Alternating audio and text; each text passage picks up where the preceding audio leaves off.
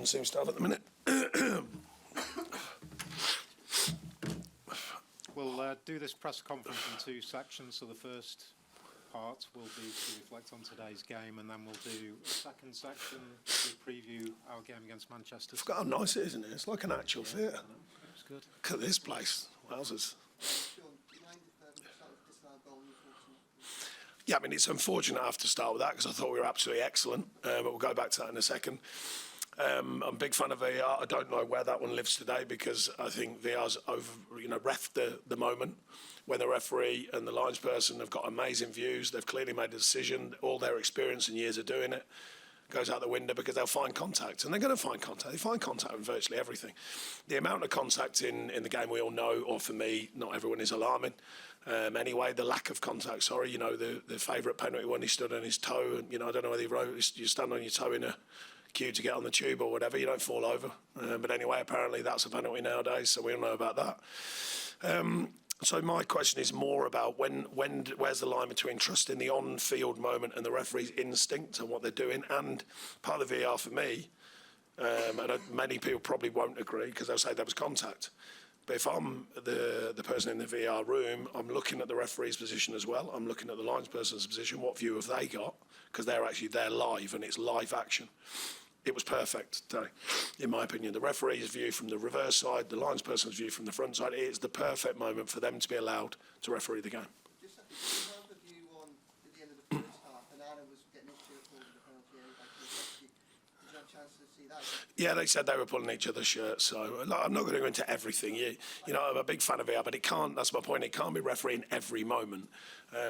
But in a game where so many soft things now in football anyway, but, every touch is nearly a foul, or if it's not nearly a foul, it is a foul. And then that moment that's not enough for me. That's not enough. That's where you got to go, no, that's not enough contact to make a mature professional footballer who's incredible. The balance of these guys now, they're lean, they're fit, and yet seemingly the minimal contact makes you go on the floor. So that's where I think the game's got to be really careful. I've said it for years, and it's still got to be careful, I think. On the performance, in recent years, we've seen so many Everton sides that 2-0 down for 20 minutes away from home would have capitulated. This side did the exact opposite, and I thought the reaction to those was phenomenal. It's a really strong display. I didn't. The pleasing thing for me, I mean, it looks like a reaction, but I thought we started really well. We give away two soft goals from our point of view. Generally lately we've been super strong defensively, and I thought we'd started really well. I thought we created chances. We looked to threat on more at the beginning on the counter, which can happen here, of course. Our tactical idea was good when we won the ball back. Forcing them back was good. And then you can't believe, well, look, you have to believe it. You 2-0 down, but I'm scratching my head at that point. I'm going, how on earth are we 2-0 down here? But they took their chances. And from then on in, I thought we were absolutely outstanding. And I mean, I'm pushing, 11 months now. And out of all the performances we've had, that's arguably one of the most I'm proud of. I think the players were absolutely superb. Everything about it, the defensive response, apart from the moments I mentioned, the defensive responsibility, some fantastic defending in the second half when we're going for it. The change in play, the way we played, asking questions, mixing our play, the value in the players' performances physically. I mean, that's bizarrely, you come away with nothing, and yet that's as good as a performance as I'm trying to get the players to expect from themselves, not just from me. And I think that was an outstanding performance. He must be with Under Gomez. I mean, first minutes this season, competitively, put a performance like that.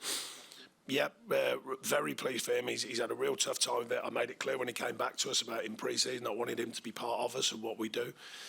He made it clear he wants to try and do that. Then his really frustrating period, I also wanted him to complete his kind of rehab with 90 minutes. He agreed to do that, which he did. And putting him on today, I've got to be honest, it was a bit too early, but obviously it was stretched. We're looking, going, right, which way should we go about this? And I thought it was excellent. I thought the way adapted to the game after the first 7 or 8 minutes, I thought was excellent. And his adaptability within the role as well. He played higher up, then he dropped in. And some of his passing was excellent today. But there were so many today. I've got to be honest. You could start going through the whole team today. I thought the level of performance today was absolutely excellent in my opinion. We'll just go there and then we'll come to you. Can you just talk us through your reading of the very, very last action when Danjuma hits the bar? It looked like it might have gone in or maybe not. Just your emotions around that? Well, I presume the referee's watch would buzz if the ball went in, regardless of it, whether it's a goal or not. I presume that would happen. So therefore, I can only presume it didn't go in. It looked like on the replay that it might have gone in, but I presume the watch would have went. He flags for offside. I presume equally. I'm not sure for Beto. I think, but then you'd argue, is it interfering? Is it not interfering? And then it's a definite corner, and we don't even get the corner, which is a bit surprising. Well, it wasn't that surprising, I suppose. It was like, no, that is everyone in the stadium can see it's deflected off for a corner.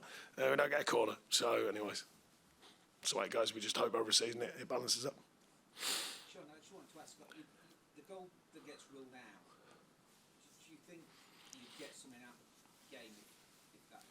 Well, you've got to think it's got to have an effect because of how well we were playing and the feeling in the stadium. I think the Tottenham fans were probably thinking, these are playing really well. They couldn't get their usual grip of the game. We forced turnovers many, many times today, which was good from our point of view. And I think the feeling in the stadium would have been for us in the sense, not for us. You know what I mean? It gets nervous, when we're playing so strongly. But you never know. You can't. I've got no crystal ball. But goals change games. They don't just change the scoreline. They change the whole feel of a game. And I would have been thinking that we had very strong chance at that stage of going on at least getting something from the game.